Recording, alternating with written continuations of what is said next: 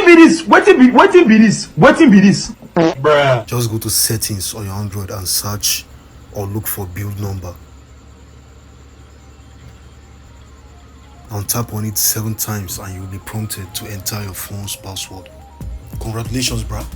You have enabled developer options. Now go back and search or look for developer options in settings. And then inside developer options, look for minimum width. Make sure you write down the initial default number just in case. And increase the number to 720 dB or higher. Everything should appear smaller. Now open VN and rotate your phone.